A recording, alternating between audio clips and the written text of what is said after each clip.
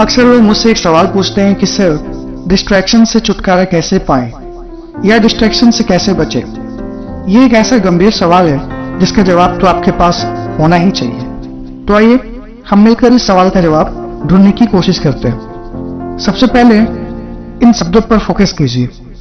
Distraction word बना है distract से, जिसका मतलब होता है किसी का ध्यान किसी दूसरी चीज की तरफ ले जाना, और डिस्ट्रैक्शन कहते हैं उस चीज को जो हमारा ध्यान अपनी ओर खींचता है।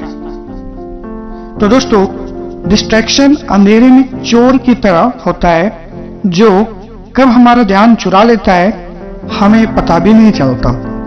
वो कौन कौन सी चीजें हैं जो हमारा ध्यान अपनी ओर खींचती हैं, ये तो हमसे बेहतर कोई नहीं जानता। तो क्या हमें उन चीजों से दूर रहना चाहिए? जी नहीं, वो सभी चीजें हमारे जीवन के लिए महत्वपूर्ण है, हमें उनसे आंखें चुराने की जरूरत नहीं। मेरे कहने का मतलब यह है कि कोई भी चीज आपको तब तक डिस्ट्रैक्ट नहीं कर सकती जब तक कि आप खुद उसको इजाजत नहीं देते। हमारी मर्जी के बिना तो कोई हमारा दिल भी नहीं चुरा सकता, तो किसी और चीज की क्या हिम्मत कि वो हमारा ध्यान भटका दे। सही कहा ना? तो guys, moral of the story ये है कि प्रॉब्लम उन चीजों में नहीं है जो हमें डिस्ट्रैक्ट करती हैं, बल्कि प्रॉब्लम हमारे अंदर है कि हम उन्हें खुद को डिस्ट्रैक्ट करने देते हैं। ये ऐसे है जैसे आ बैल मुझे मार। तो आइए अब हम ये जानते हैं कि कब और कैसे हम इन चीजों को मौका देते हैं खुद को डिस्ट्रैक्ट करवाने के लिए। तो guys, first problem over thinking. जो लोग ज्यादा ओवर थिंकिंग करते हैं वो बहुत जल्दी डिस्ट्रैक्ट हो जाते हैं।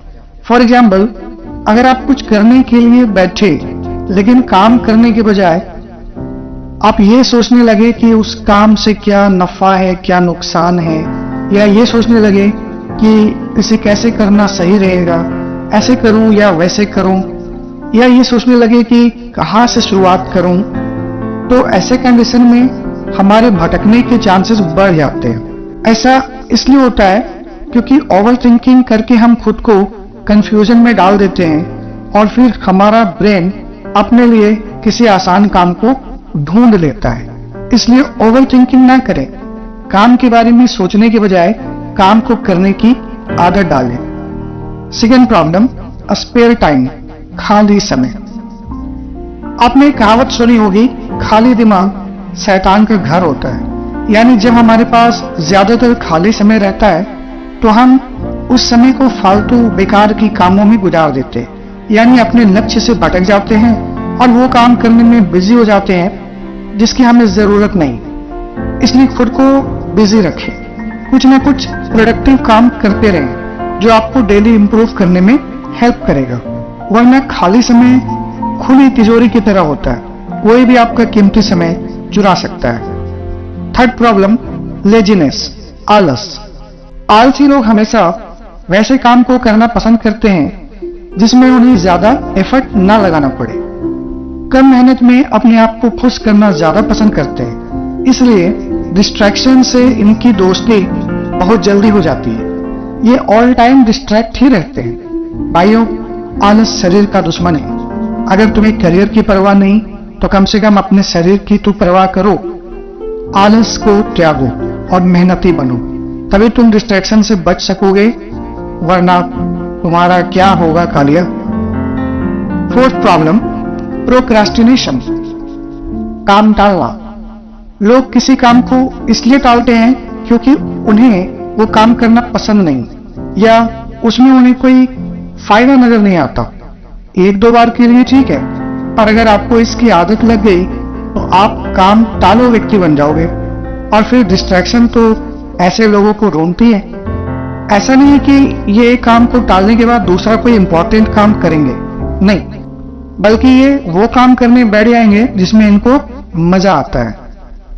फिर डिस्ट्रैक्शन तो ऐसे लोगों को ढूंढती है कि वो काम नहीं करना है तो हमें करो, हम तुम्हें एंटरटेन करेंगे, तुम्हारा दिल बहलाएंगे। इसी को कहते हैं आसमान से गिरे खजूर पर लटके।